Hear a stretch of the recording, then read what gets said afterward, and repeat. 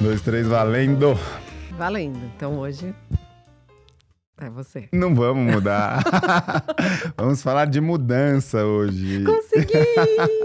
E hoje vamos falar de mudança, porque antes da gente vir, a gente falou mais ou menos uns 3 temas que a gente falaria. Nenhum deles é mudança, mas eu tô lendo um livro que chama A Vida Está nas Transições. Depois o Ed, com todos os efeitos especiais dele, coloca aqui o livro. E aí a gente começou a falar de mudança e decidiu falar sobre isso agora. Só uma coisa em relação ao livro, não tem em português ainda, né? Eu não sei, Tá. precisamos pesquisar. Tá, vamos pesquisar depois, mas o título é uma tradução livre. Isso. Se for em português, você não sabe se é assim, né? E ele fala, o título mesmo original é Life is in the Transitions. E ele fala dessas mudanças da vida, Maria. Ele fala que antes a vida era aquela vida linear, né? Que você quase que conseguia prever o que ia acontecer, se você fizesse isso, aconteceria aquilo. E já faz tempo que essa vida não é mais tão linear assim. E ele fala das várias mudanças que impactam as nossas vidas. Das mudanças que a gente escolhe, como, por exemplo, ter filho, talvez, ou casar. Das mudanças que a gente não escolhe, como, por exemplo, perder um emprego, problemas com saúde. De mudanças que são individuais, como essas, ou coletivas, como a que nós vivemos recentemente com a Covid. E é muito legal. E vou começar com uma pergunta para você, Maria. Eita, nós. Porque ele fala, uma das perguntas que ele faz para todo mundo que ele entrevista é: se você fosse desenhar a sua vida, se sua vida tivesse uma forma, que forma ela teria? Me veio uma coisa muito pronta na cabeça, eu acho que não vale, assim, mas que talvez fosse a mais óbvia, né? Quando a gente pensa até em aprendizado, que é a espiral. A forma do DNA, assim. Porque eu acho que tem alguns temas na nossa vida que a gente percorre constantemente, né? Como se a gente tivesse algumas questões nesse círculo, ou nessa meia volta da primeira base ali do espiral, a gente tem a amostra grátis do que vai ser a nossa vida. E aí a gente vai tomando consciência sobre aquelas questões. E com o aprendizado, a gente sobe para o segundo estágio ali do espiral. E aí a gente volta com um pouco mais de consciência para o terceiro. E vai indo, e vai indo, e vai indo, e vai indo, e vai indo. E é uma espiral crescente na sua vida, nesse desenho. Eu acho que na minha vida, ainda bem. Graças a Deus. Graças a Deus e a mim também, né? Porque eu acho que tem muita dedicação de trabalho, de autoconhecimento e de aumento de consciência. E de ser capaz de olhar para essas amostras do que eu devo aprender e olhar para as minhas questões e para o que eu preciso resolver e melhorar e trabalhar internamente para poder subir o degrauzinho, né? Mas, obviamente, que em alguns momentos, no que ele chama no livro dos terremotos, terremotos em alguns momentos de vida, né? A gente cai, né? Alguns... Volte 2 casas. Volte 2 casas, desça 3 degraus, volte para a base da espiral. Então, eu acho que tem momentos de não é sempre ascendente. Eu acho que tem alguns momentos que a gente também cai nesse buraco negro, assim, nesse vácuo que vai puxando a gente. Muito né? bom. Eu adorei que você falou, é meio óbvio, mas na verdade, lendo o livro, não. Não? E essa nem é o que a maioria das pessoas fala. Mas antes de eu falar, só para quem estiver ouvindo a gente ou assistindo a gente, faz uma pausa agora e pensa na sua própria forma. Que forma seria? Pensa na sua cabeça, ou se você tiver com papel e caneta, desenha. Tem 3 grupos.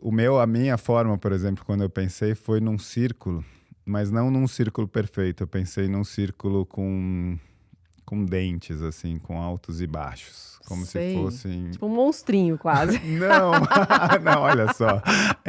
Isso é outra coisa que a gente estava falando. Eu adoro quando eu escuto a gente conversando, porque eu vejo como a gente vê o mundo diferente. Eu falo uma coisa, se associa com outra que não estava na minha cabeça e vice-versa. Então, para mim, não. Hoje a gente começou essa conversa aqui só para contextualizar, falando, não, essa aqui é MP, uma amiga minha advogada MP. Eu falei, ela é do Ministério Público? Ela falou, não, é Maria Paula. E assim foi, teve uma sequência dessa. Não, pra mim não é um monstrinho. De fora seria quase que o sol, assim. Você vê um negócio, você vê um negócio único.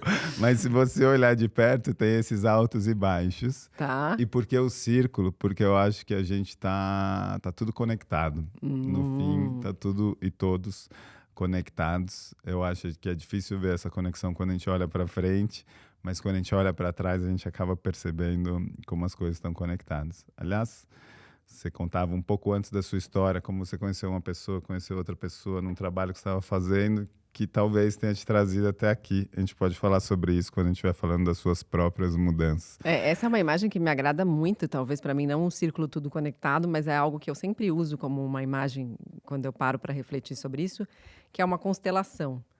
Porque eu vejo os acontecimentos da nossa vida como estrelas. Alguns ainda brilham, por mais que eles estejam lá no passado, mas eles continuam emitindo luz. Outras, pessoas, por exemplo, né? Vou dar o exemplo da morte da minha mãe.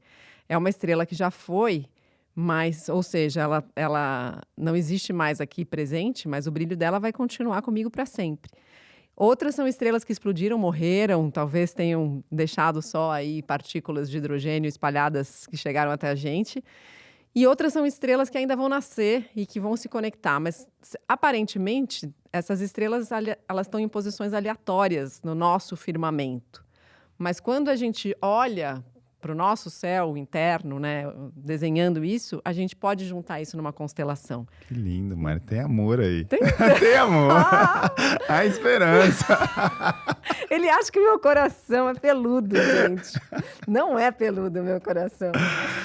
E ele divide em 3 grupos, Mari, de desenhos que ele foi ouvindo das pessoas. Que são mais parecidos com linhas, então tem uma continuidade, começa e vai. Outros que são o que ele chama de desenhos fechados, o círculo, triângulo, algumas coisas assim. E o terceiro, que são de símbolos. Coração, cruz, diversos símbolos. E ele faz uma correlação desses 3 tipos de desenhos com 3 características principais. Uma que seria de autonomia, outra que seria de pertencimento e outra, terceira, que seria de causa. Então, pessoas que se veem mais no papel de autonomia, eu controlo minha vida, eu lidero, eu faço, eu aconteço.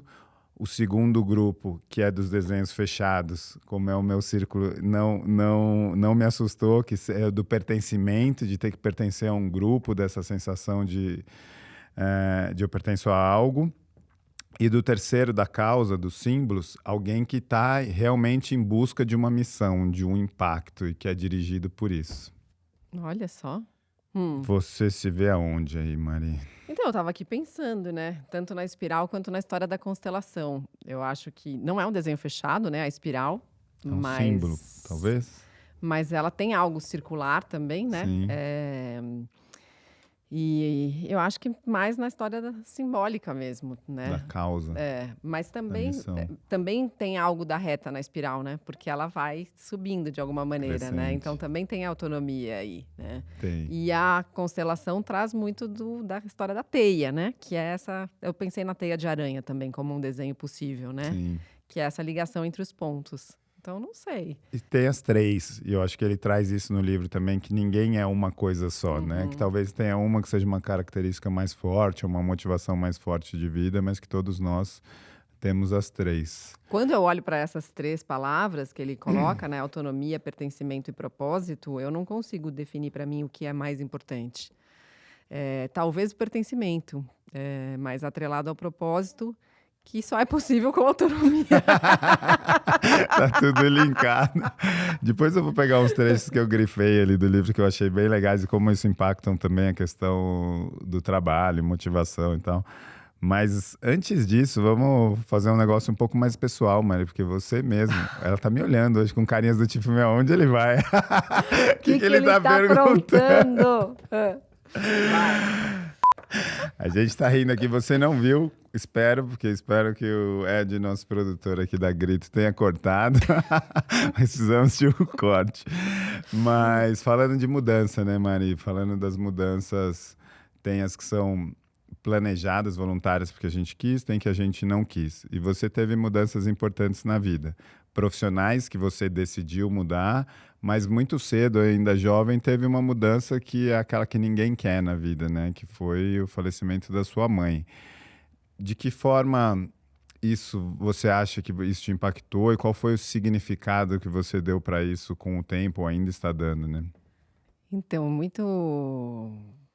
é muito interessante como essa história vai se transformando ao longo dos anos. Mas, para mim, o primeiro significado que eu dei foi muito importante para atravessar a fase mais aguda do luto. E qual foi o primeiro significado que eu dei? Foi no momento em que ela estava... E foi uma frase que brotou, assim, espontaneamente, no momento em que o caixão estava baixando no cemitério, assim. E eu olhei para o céu e cruzou uma borboleta amarela. As pessoas conhecem um pouco dessa história da borboleta amarela. Eu me comunico com a minha mãe desde então através das borboletas amarelas. Até começou antes, no período que ela estava em coma. E a frase que brotou de mim foi assim: ainda bem que o tempo que a gente teve, a gente aproveitou da melhor maneira possível. E ali eu consegui entender por que eu tive com a minha mãe uma relação que era uma relação que extrapolou um pouco dos limites mãe e filha.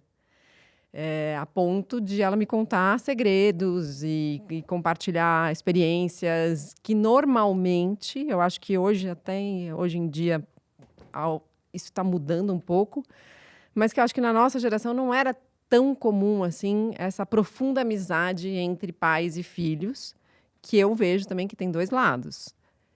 Minhas amigas adolescentes, por exemplo, adoravam a minha mãe, porque a minha mãe conversava sobre qualquer coisa e falava a ponto de, por exemplo, meu pai vai ficar chateado que eu compartilhei isso, mas eu vou compartilhar, a ponto de um dia eles terem ido buscar a gente na balada e chegaram atrasados para buscar, aquela história da carona para todas as amigas, e minha mãe, com uma cara de pau, vira e fala assim: não, é que a gente tava no motel, atrasou.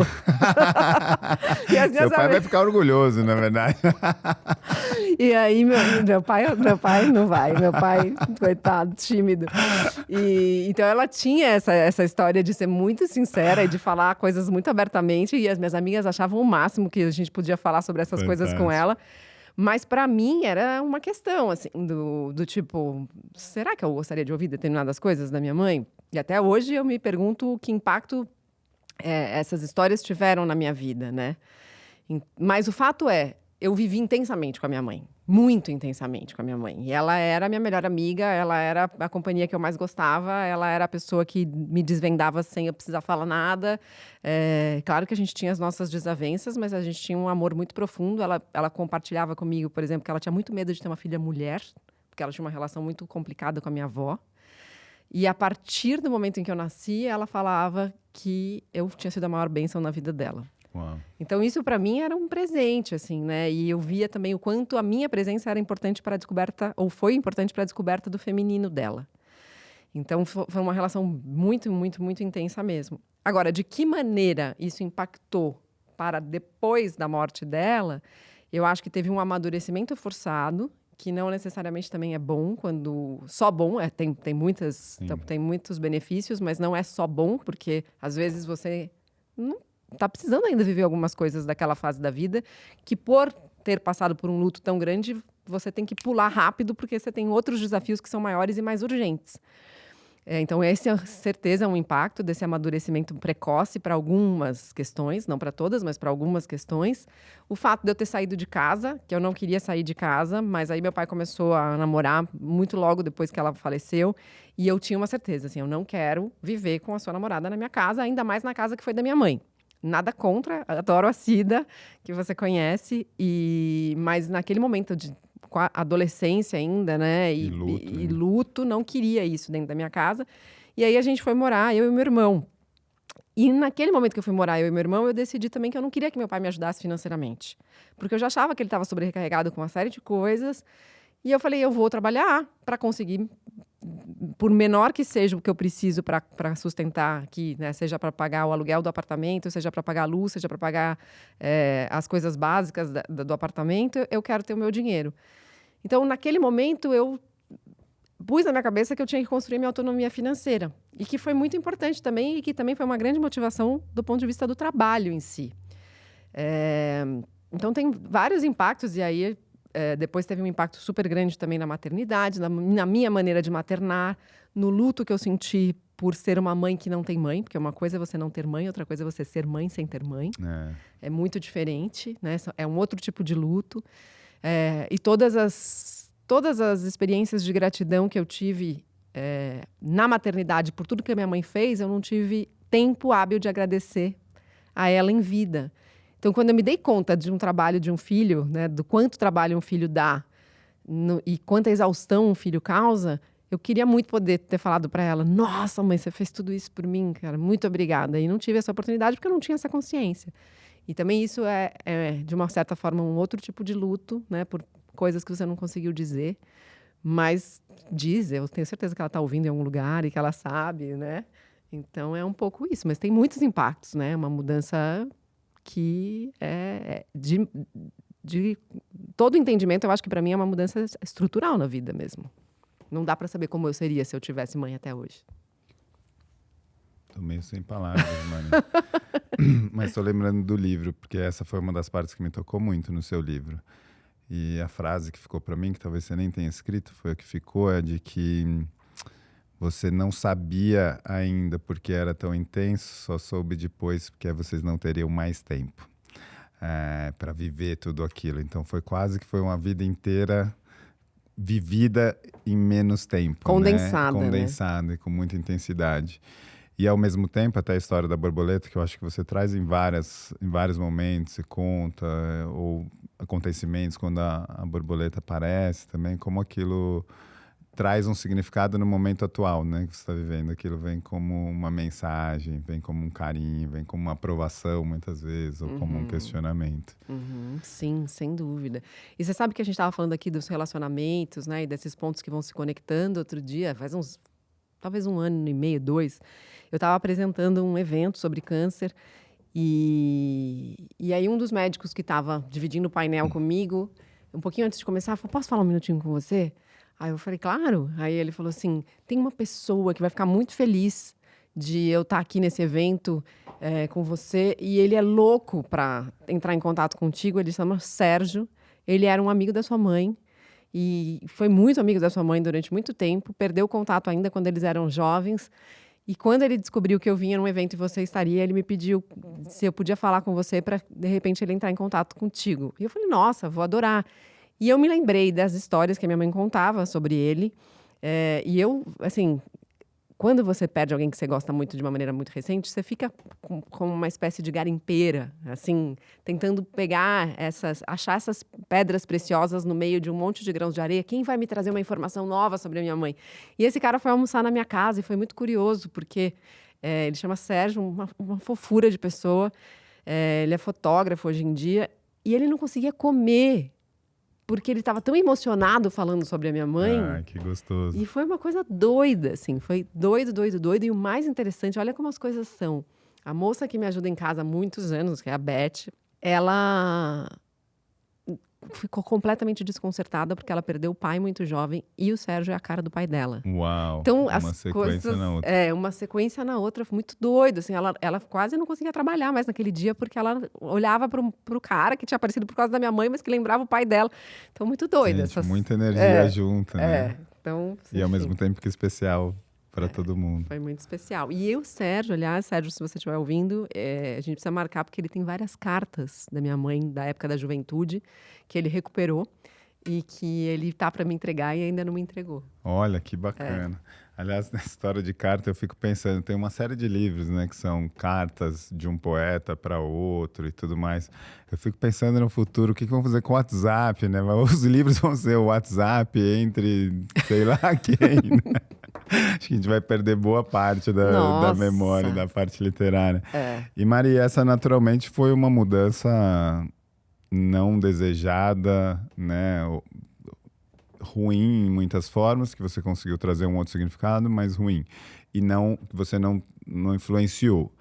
Mas aí depois você teve uma mudança, até por ser uma figura pública, que foi uma mudança sua, voluntária, que você decidiu fazer uma transição e que foi aberta para muita gente, porque você tinha uma carreira pública na televisão brasileira, ou seja, se você chegava na hora no trabalho, se chegava atrasado, o Brasil inteiro sabia, né? E quando você decidiu sair da Globo, essa foi uma mudança grande. Você quer comentar um pouquinho pra gente dessa mudança? Então, e aí eu acho que entra muito a história da diferença entre mudança e transição. Porque uma morte abrupta, por exemplo, é uma mudança repentina na tua vida. Muitas vezes não dá tempo de você fazer uma transição.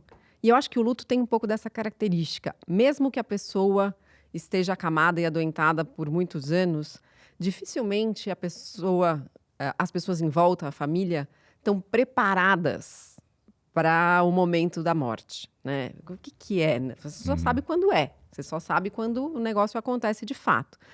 Né? Claro que vai tendo uma transição, porque você vai perdendo, às vezes você perde a pessoa cognitivamente, às vezes você perde a pessoa perto de você em lugares externos, porque a pessoa está na cama, então ela não anda mais, ela não se desloca, mesmo que a cognição dela continue completamente inabalada.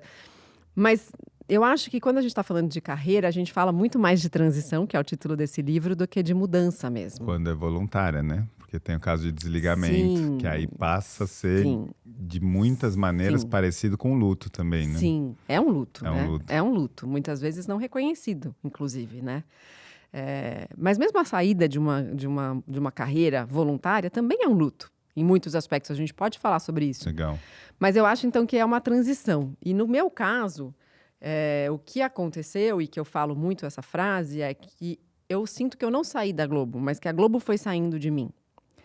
Então, era assim, eu ia trabalhar e eu sempre fui, a gente já falou um pouco sobre isso aqui, uma pessoa que tentava, por mais difícil que o trabalho fosse, me apaixonar pelo que eu estava fazendo. E eu ainda tento me apaixonar por qualquer coisa que eu faça. Então, eu saía do bem-estar... Você está apaixonada pelo nosso podcast, Mari? Muito! Mas eu saía do bem-estar e ficava olhando na rua, por exemplo, que ideias de pauta eu poderia trazer para a próxima semana na reunião. Então, ia para restaurante e observava os hábitos das pessoas. Então, eu lembro de uma reportagem, por exemplo, que surgiu dessa observação. Uma amiga minha tinha comentado que ela estava desenvolvendo óculos inteligentes. Eu falei, como são esses óculos? Né? Não estamos falando antes ainda do que a gente tem dos óculos inteligentes de hoje em dia, né? Aqueles já não são mais inteligentes. Aqueles já estão ultrapassados. Já perderam. Mas, basicamente, esses óculos, eles ajudavam a você saber para que lugar a pessoa estava olhando. Ela colocava essa lente, então você conseguia medir para que lugar essa pessoa estava olhando, quanto tempo ela ficava olhando para aquilo, e qual era a reação dos olhos da pessoa enquanto ela olhava para aquilo. Se as pupilas se abriam, se fechavam, se existia algum brilho no olhar e tal, etc. E aí eu falei, cara, se a gente colocar esses óculos... Porque eu parti muito da minha auto-observação, né? Eu vou num buffet aquilo, eu sou tão treinada na minha alimentação consciente e equilibrada, que às vezes eu não registro, por exemplo, as gordices, as guloseimas. Nossa, eu queria ter esse olhar aí, Mari. O meu é o contrário. Eu vejo o que você não vê. E não vejo o que você vê. Então aí eu sentava para almoçar depois do trabalho, né? E a gente ia almoçar em grupos, né? Em amigos e tal, companheiros de trabalho. E aí eu falava, gente, mas isso tava no buffet? Sei lá, uma polenta frita, mas isso tava no buffet? Não, mas eu via a pessoa... E eu falava, tava, você não viu? E eu não via. E eu falava, cara, como é que eu não vi? Então, a minha ideia foi, vamos pegar esses óculos que a gente coloca nas pessoas e ver se as pessoas que têm uma dificuldade, por exemplo, de emagrecimento, elas olham mais para as coisas já, que são as guloseimas, os mega carboidratos, frituras, etc., do que as pessoas que já têm uma alimentação mais regrada, que praticam mais atividade física. E a gente concluiu que sim. Olha... A partir desses óculos. Muito interessante. Então, esse tipo de coisa acontecia cotidianamente. O próximo passo do óculos é ele dar aquela virada no olho. Tipo, colocar aquele cabresto, assim, né, dos cavalos, para você não olhar para aquilo. E aí treinar, a partir do olhar, a sua escolha alimentar. E é claro que os olhos não veem, né? A boca e o paladar não sentem, o estômago não sente também, né? Mas aí, então, eu saía e cotidianamente tinha essas ideias que me atravessavam e que eram mais fortes do que eu. Num determinado momento, eu comecei a perceber que aquilo não estava mais acontecendo. Eu falava, nossa, eu vou no cinema, eu vou no restaurante, eu vou ao shopping, eu caminho na rua, eu vou ao clube, eu vou na academia e não tenho ideias de pauta. Cara, bom, então talvez eu tenha deixado de me interessar pelo bem-estar. E aí eu começava a olhar para a Globo e falava assim, não, mas e se eu tentar uma mudança de posição ali? E se eu for fazer outra coisa? E se eu for ser repórter do Globo Repórter? E se eu tentar, sei lá, apresentar o Fantástico? E nada do que eu olhava, naquele momento, não me fazia mais sentido. Não era algo que fazia meu coração pulsar e esquentar, aquela brincadeira de quente e frio que eu gosto muito, assim, aqui esquentou, sabe? Nossa, acho que eu quero tentar isso. Não fazia mais sentido. Mas foi um momento da minha vida, depois do nascimento do meu segundo filho, em que eu estava muito encantada pelo movimento de autoconhecimento, pelo movimento pela literatura robusta que eu tinha descoberto de um hábito meu, que era um hábito antigo, que era o hábito da meditação, que eu medito desde os 12.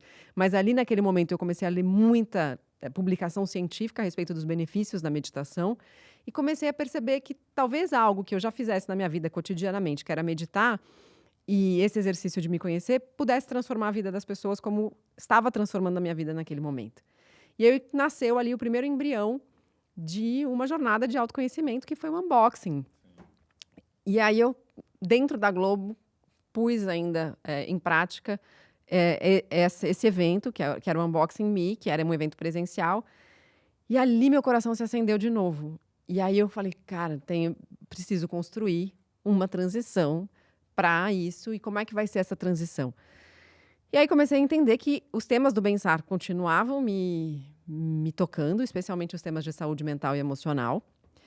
Mas saúde, em geral, é um tema que me toca, porque eu acho que mexe com a vida cotidiana de todo mundo, especialmente quando a gente não tem, que a gente dá valor. E isso também é uma questão para mim, porque assim, por que a gente precisa dar valor para as coisas quando a gente passa a não ter mais?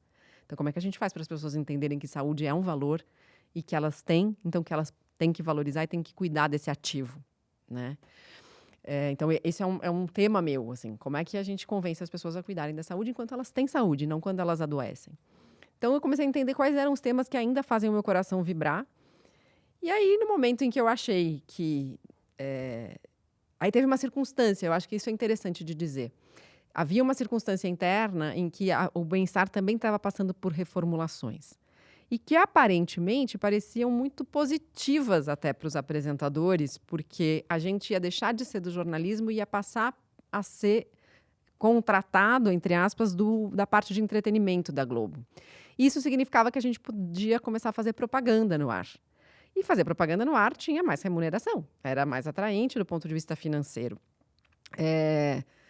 Mas também por outro lado, você associar a sua imagem a uma marca que talvez não faça sentido para você.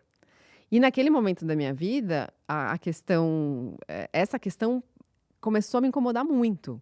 Cara, eu não quero fazer propaganda de qualquer coisa. Eu não quero falar de uma marca que não faz o menor sentido. Para quê? Para ganhar um pouco a mais, né? Não fazia sentido para mim naquele momento. E, obviamente, essa negociação do pouco a mais estava na mão da empresa, não estava na minha mão. É diferente também de construção dessa autonomia. Então, eu decidi, e aí tem um vídeo que quem quiser pode buscar no YouTube, que eu conto várias coisas que foram acontecendo ao longo desse processo de transição e que me deram... Porque o grande lance para mim era qual é o momento, qual é a hora, em que dia eu vou pedir demissão. Quando que aperta o botão. Como é que aperta o botão. E eu fiquei mentalmente ensaiando a conversa que eu ia ter com o diretor-geral, talvez 1 mês e meio, assim. Para na hora falar uma coisa completamente diferente. Saiu. Saiu o que foi, e foi maravilhoso do jeito que foi, porque foi uma conversa curta, mas muito honesta, tranquila, muito honesta e muito tranquila. Então foi uma transição. Esse vídeo que está no YouTube chama A Verdadeira Razão pela Qual Eu Saí da Globo. E tem mais de 1 milhão de views no YouTube. E vale a pena ver, porque é um vídeo de 25 minutos em que eu conto várias sincronicidades que aconteceram ao longo do processo. E eu quero destacar uma coisa desse processo, porque eu já vi o vídeo, sou um dos 1 milhão de views lá, e também já te ouvi contando isso. E você falou agora, foi uma transição, ou seja, você se planejou, inclusive do ponto de vista financeiro, né? E médio, do ponto de vista financeiro, a gente pode até falar sobre isso. Vamos falar, porque...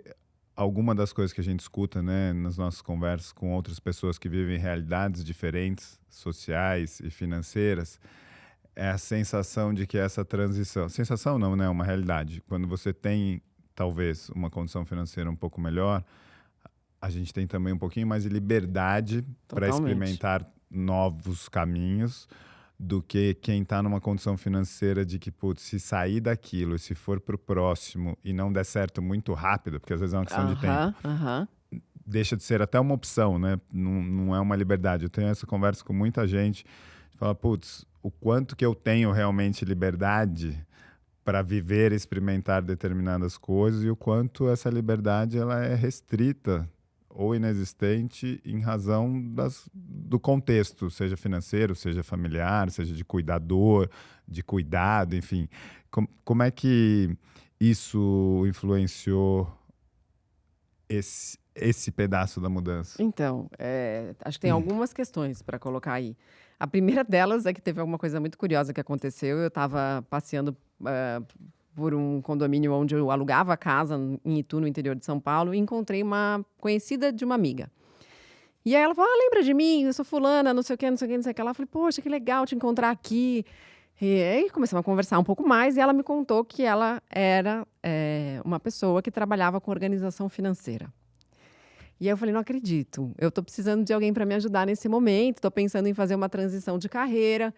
E ela falou assim, não, mas como é que você está? Você já tem 1 ano de salário, pelo menos 1 ano de salário reservado dentro da sua conta bancária, guardado? Aí eu falei, hã? Como? Não, porque se você está pensando em fazer uma transição de carreira... Mas assim, início foi um final de semana em que a conversa com o diretor-geral ia acontecer terça-feira. Imagina eu tendo essa conversa no sábado. E aí ela falou assim, não, porque assim, você tem que ter uma reserva de emergência, a gente recomenda que a reserva de emergência, né, mesmo que você esteja no seu emprego, você não sabe o que vai acontecer. Vai que seu carro quebra, sua geladeira quebra, como aconteceu comigo na semana passada e tal, não sei o quê. Essa reserva de emergência, normalmente, o que um planejador financeiro fala é de ter ali uns 3 meses de salário para a reserva de emergência. Então, você tem lá a sua conta bancária, mas você tem 3 meses de salário para a sua... Aí eu falei assim, cara... não tenho nada pensando com ela. Cara, se eu falar para ela qual a situação, ela vai falar, espera pelo menos 2 anos para fazer essa mudança. Mas eu não aguentava mais, né? Então teve esse aspecto. Eu não tinha nenhum salário guardado na minha conta bancária naquele momento, nenhum. Mas eu tinha, na época, um marido que falou para mim assim, eu seguro a onda se você precisar. E eu já tinha engatilhado o que ia ser o lançamento da SoulMe. Legal. Então, eu fui construindo no paralelo, e isso também é uma questão importante da gente ressaltar. Nem todo trabalho te dá as condições de liberdade e de tempo para que você possa ter essa construção no paralelo. Sim. Né? E rede de apoio, né? Nesse caso, você teve um marido que Exatamente. que deu essa rede de segurança e do tipo... Se joga que se der tudo errado, a gente aguenta um tempinho aqui, pelo menos. Exatamente, né? Então, eu acho que isso foi, para mim, absolutamente fundamental. Um baita de um privilégio. Mas é interessante, assim, porque eu acho que quando você... Tem 2 aspectos. Um é, você continua trabalhando e vai fazendo o seu plano B, né? E que, na verdade, já começou a se tornar meu plano A ali, que já era a SoulMe. E eu tinha, naquele momento ali, a Globo como um plano B, porque o meu plano A, a minha energia já estava mais concentrada do outro lado. Então, como é que dá para fazer isso? Também sem deixar de fazer bem feito aquilo que você faz na empresa, né? Até porque tem que sair melhor do que entrou, né? Exatamente. De qualquer trabalho. Exatamente, né? E nem todo trabalho permite que você faça isso por uma questão de carga horária, por uma questão de sobrecarga, por uma questão de energia, por uma questão de, enfim, das outras jornadas que a gente sabe que muita gente acumula, especialmente as mulheres. Então, o trabalho naquela época me permitia fazer isso, né? Por exemplo, o Bem-Estar tinha uma raridade no jornalismo brasileiro, que era, a gente não trabalhava no final de semana. Isso é raríssimo. A gente não dava plantão no final de semana. Era uma coisa, assim... Luxo.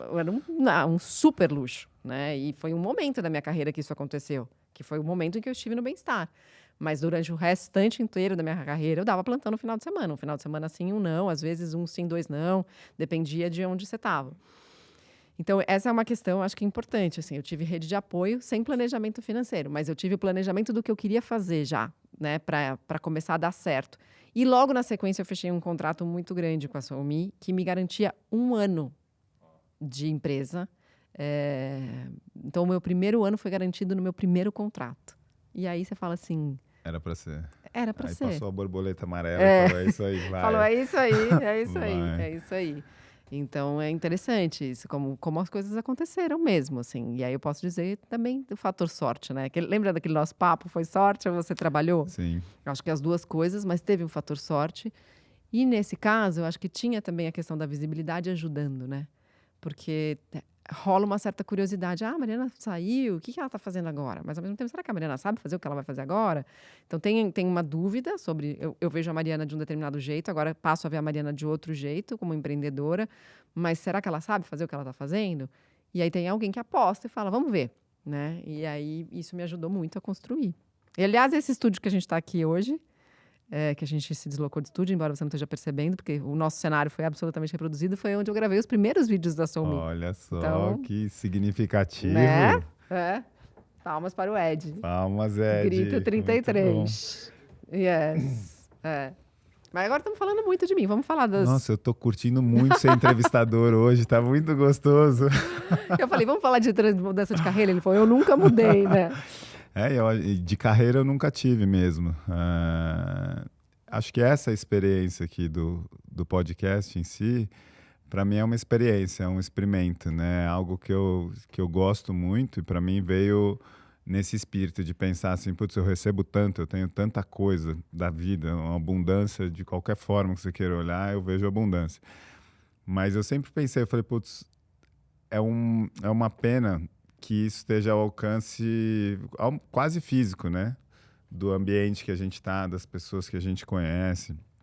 Então, muito de ter essa experiência aqui foi de como é que a gente amplifica isso e multiplica para quem não está necessariamente nos nossos ambientes. Então, para mim, essa tem sido uma mudança, né? De experimentar isso, e a gente compartilhava outro dia, né? De chegar num lugar e as pessoas virem comentar coisa que a gente falou, que a gente esquece que falou, e você fala, nossa, como é que você reage a isso, né? Assim, para mim é novo. E é muito legal essa nossa troca, que você fala, oi, né?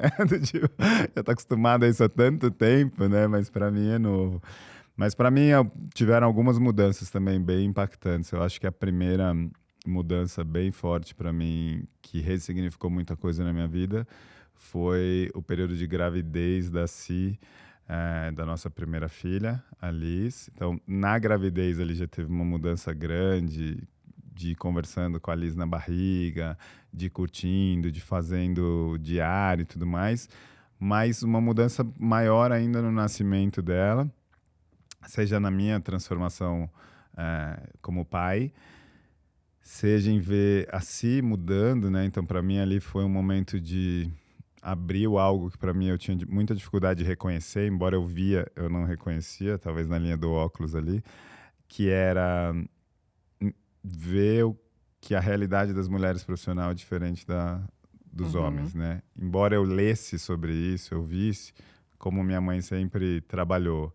Minha primeira chefe foi mulher, minha segunda chefe foi mulher, minha terceira chefe foi mulher. Eu achava e minha chefe atual é mulher, então assim, é uma história que continua há 20 e poucos anos, e eu tive chefes homens também excelentes no meio do caminho, mas nesse momento tive uma experiência de chefes mulheres muito bem-sucedidas, muito fortes, que é tudo aquilo que eu lia sobre diferenças salariais, diferenças na carreira, aquilo parecia quase que não era do meu mundo, não era da minha realidade. E quando a Liz fez 3 meses, que a Si, quem eu conheci no trabalho, que eu sei que adora trabalhar, falou, eu não tenho como seguir no meu trabalho atual, eu vou sair, abrir minha empresa para ter mais flexibilidade para ficar com a Liz, e eu nem por um segundo tinha pensado em deixar o meu trabalho, eu falei, tem alguma coisa diferente aí, né, no caminho de mulheres e homens. E essa talvez tenha sido para mim uma mudança bem marcante, que me abriu caminhos para muitas coisas, tanto no trabalho quanto na minha vida pessoal, de mudar esse olhar e falar, realmente tem uma coisa diferente. Então essa foi a primeira mudança marcante para mim, Mari. E acho que também tem uma mudança nessa questão aí, que é a mudança de um terceiro na relação do casal, né? Graças a Deus, o terceiro era a filha, né? Só para quem ouviu só esse pedacinho aqui, né? Tá vendo que não sou só eu que penso bobagem. Você também pensa bobagem.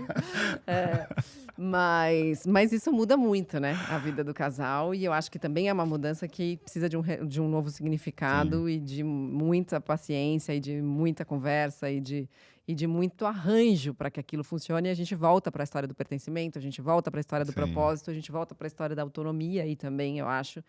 Por quê? Porque eu sinto que, assim, se você não tiver muito claro nesses momentos de transição, e eu acho muito interessante esses termos que ele coloca no livro, se você não tiver muito claro nesses momentos de transição qual é o seu propósito em fazer aquilo, né? E aí pode ser um propósito ou pode ser a sua motivação em fazer aquilo, né?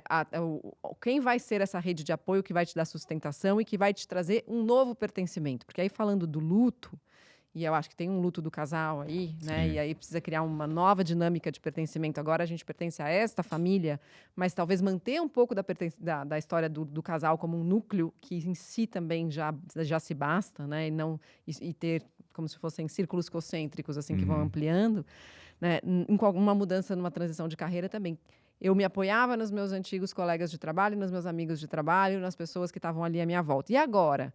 Quem vai ser a minha rede de apoio neste novo lugar para onde eu vou, ou nesta nova empresa que eu vou abrir, ou nesse consultório que eu estou pensando em fazer, ou nesse projeto que eu estou pensando em desenvolver? E hoje o que a gente vê... tem alguns pensadores, né, que dizem que muito em breve haverá empresas de high evaluation, né, de uma avaliação de valor muito grande com 2 pessoas trabalhando, ou até com 1 pessoa trabalhando, né? Tem gente que aposta que em menos de 10 anos a gente vai ter uma empresa valendo um tri com uma pessoa trabalhando. Com sorte a nossa, hein, Mari? Eu não quero, não. Porque se eu tiver uma empresa de um tri, pode acreditar que eu vou doar tudo. Pelo amor de Deus. Eu sou absolutamente contra bilionários e contra trilionários, então nem se fala.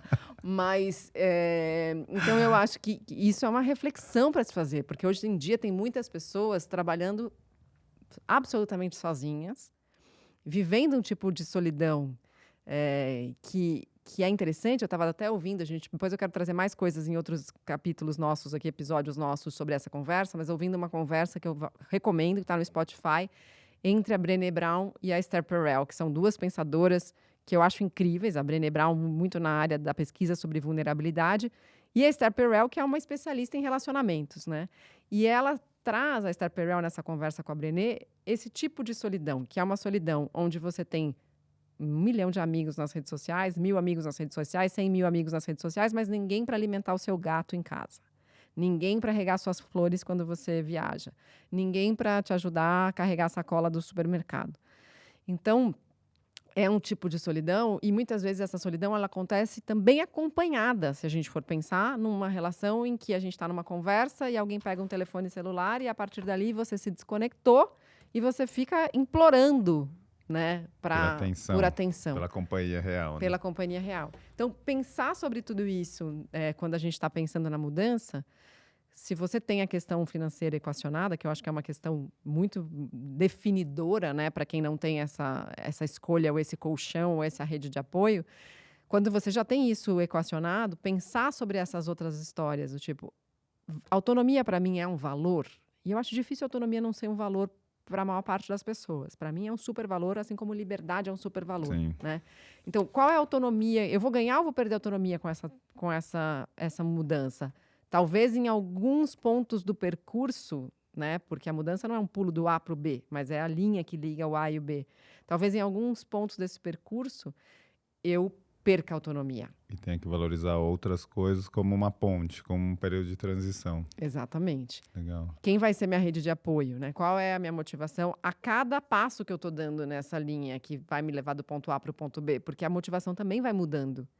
Então, a cada passo, buscar e ajustar essa motivação. Eu acho que é fundamental, né? Sim. Acho que a gente até falou um pouco disso no último, ou no episódio 9, da motivação, inclusive na mudança de um papel técnico para liderança, como você avalia o próprio avanço, o próprio sucesso, a realização, se você está entregando ou não, né?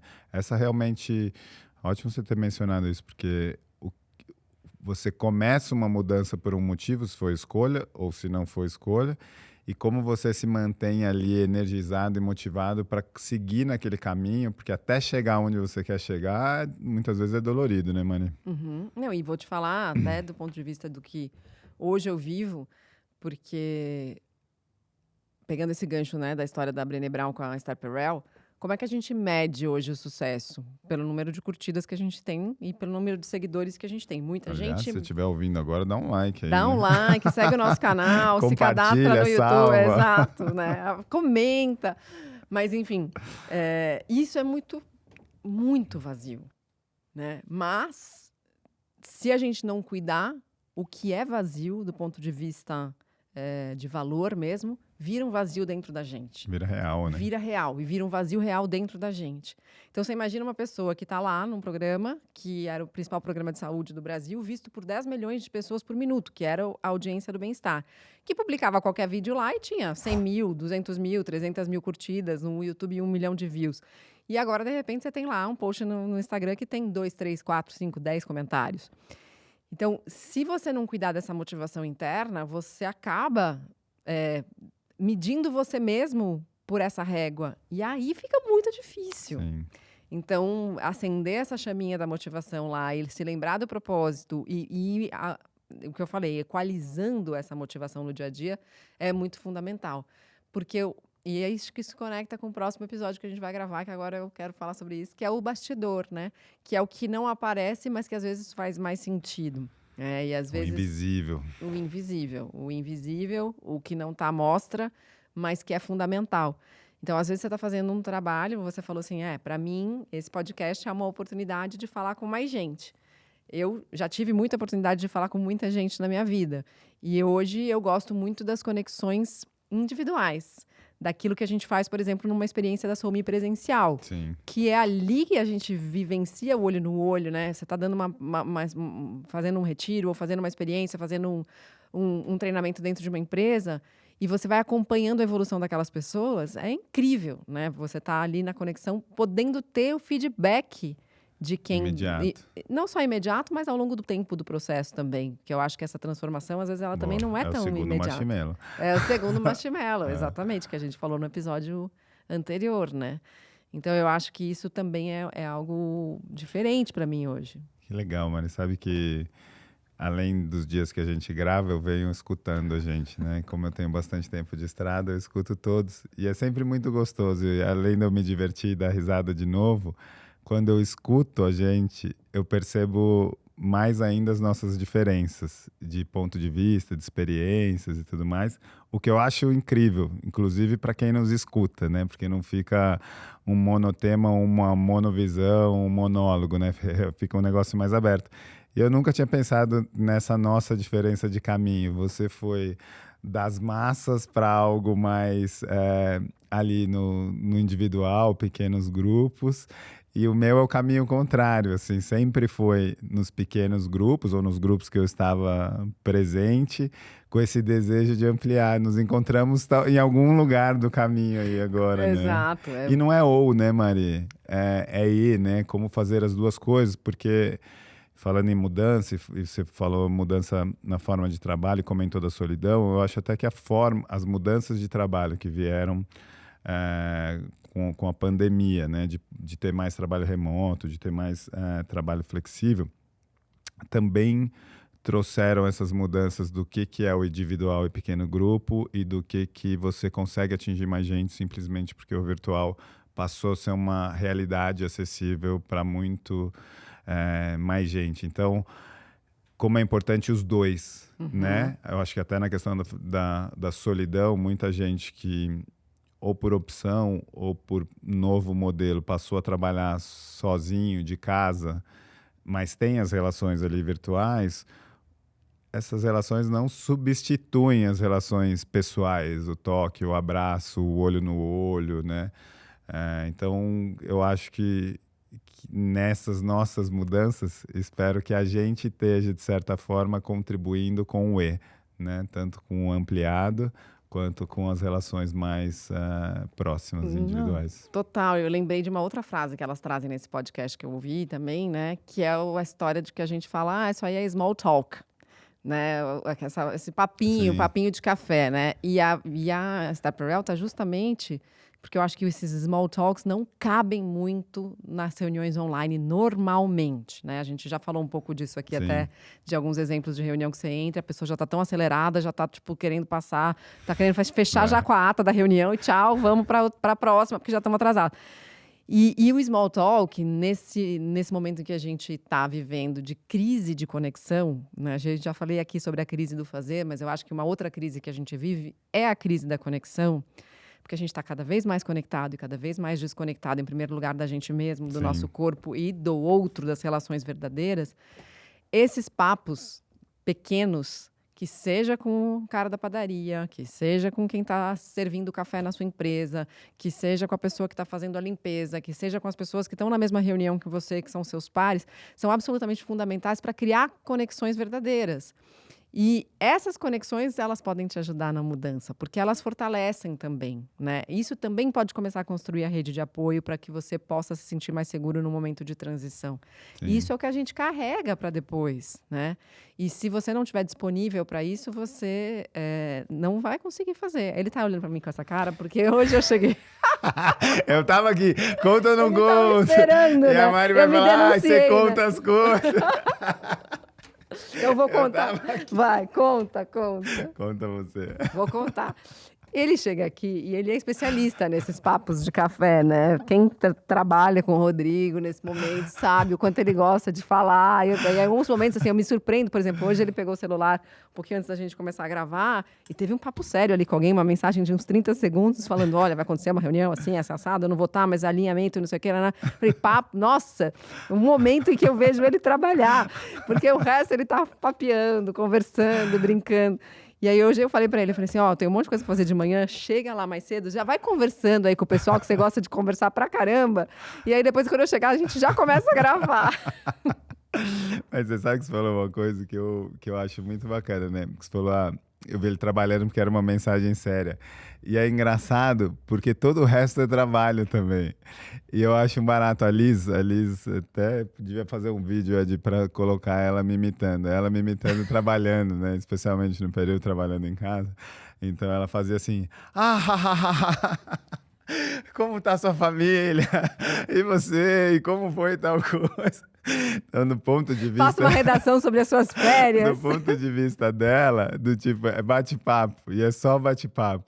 E eu fico muito feliz que essa seja o ponto de vista dela, porque isso para mim é o meu trabalho, na verdade. É a forma como eu conduzo o meu trabalho, mas é trabalho. E eu fico feliz que não pareça que é trabalho, por isso o workation. Então, mas aí nesse papo de café que a gente teve aqui hoje, anyway, a gente teve a seguinte frase, né? Esse conceito de workation não me convence, vira, né? porque uma coisa compra. É trabalho, outra coisa são as férias.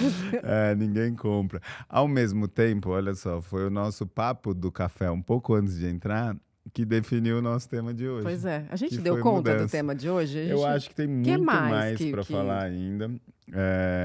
Tem um resumo, os americanos são bons nos resumos aí, três dicas Você sabe que finais. Eu ia pegar aqui o celular para ler algumas coisas que eu acho que a gente poderia comentar, mas eu ia pegar o celular bem na hora que você falou. Aí a pessoa pega o celular e você se sente desconectado.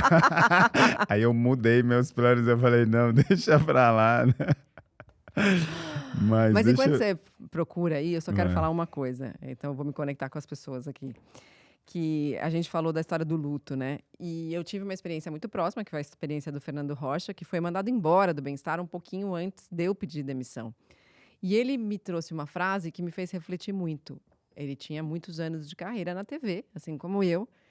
E ele me falou assim, parece que você pega tudo aquilo que é o seu tempo inteiro de carreira e bota um carimbo. Demitido.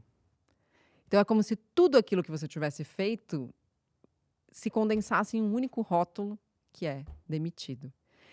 E eu acho que isso é de uma brutalidade, né? Quando a pessoa enxerga dessa maneira, e é difícil não enxergar dessa maneira, especialmente quando você não está esperando, mas é de uma brutalidade, de um luto abrupto, né? Você, de uma hora para outra, nem pode mais dizer o que você faz, né?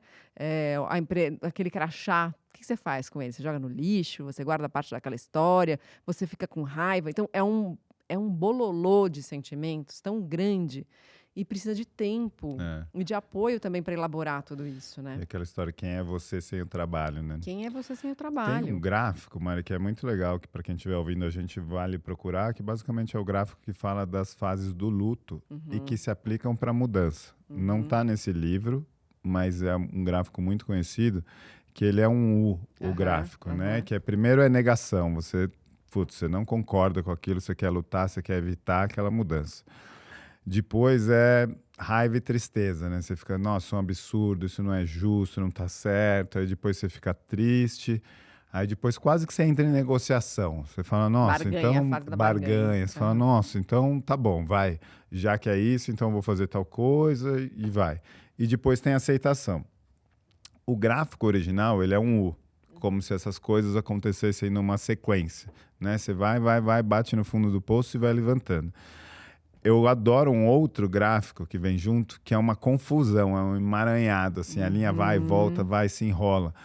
Que eu acho que isso é mais próximo da realidade. Porque quando vem uma mudança dessas, seja que a gente escolheu, seja uma dessas, e demissão é uma das mais pesadas, que não foi escolhido pela gente, a gente vai e volta muito, né? Que é eu não concordo, para então, beleza, eu vou fazer acontecer, para, putz, eu não quero sair da cama, estou muito triste, não quero falar com ninguém, para o mundo tá errado e tudo mais. E a gente fica indo e vindo. E uma vez eu ouvi que a grande diferença nesse processo de luto, que não tem como evitar esse processo, você vai passar por todas as fases e vai voltar. Que a grande diferença de quem passa com menos dano por isso e quem passa com mais dano por isso é o tempo. Então, se você esticar muito tempo disso, vai ser mais dolorido. Se você conseguir passar por isso num tempo mais curto, talvez vai ser melhor. E acho que a melhor analogia que eu vi disso, ou uma fácil, pelo menos, se não a melhor, é a história de segurar o copo, né? Então, se você estiver segurando um copo de água, se você segurar ele só para tomar água, tá tudo bem. Ele é um copo leve, né? Não vai te trazer nenhum incômodo. Se você ficar com o braço esticado, segurando aquele copo por horas, aquilo vai doer, seu braço vai formigar, vai incomodar muito, vai trazer um incômodo muito ruim. E acho que é um pouco das fases da mudança que vale para quem estiver passando por uma mudança, tendo escolhido ou se planejando para fazer uma transição, já pensar que essas coisas vão acontecer e quais são os recursos e motivações próprias, internas ou externas, para ajudar nesse processo. E eu quero só acrescentar uma coisa, que eu tive a oportunidade de entrevistar um cara que fala sobre luto, que eu não vou me lembrar o nome agora, no Festival Infinito, mas um cara maravilhoso, assim, uma pessoa incrível. E ele acrescenta uma das fases, porque ele teve uma perda muito grande e assim, na juventude o pai tirou a própria vida, e aí ele começou a estudar luto por causa disso. Uau. E ele entendeu que terminar na fase da aceitação não resolvia o luto dele. E eu achei bem interessante esse ponto de vista que ele trouxe, porque o que ele acrescenta é a fase do dar significado, dar sentido. Mari, sem saber, você fechou com o livro, porque o livro fala que a mudança por si só, ela não é suficiente se você não der um significado para aquilo. Que realmente ela só impacta e transforma se você encontrar um significado para aquilo e conseguir dar um caminho para aquilo lá. Então é isso. Acabou. Fantástico. Obrigado. Até mais. Até.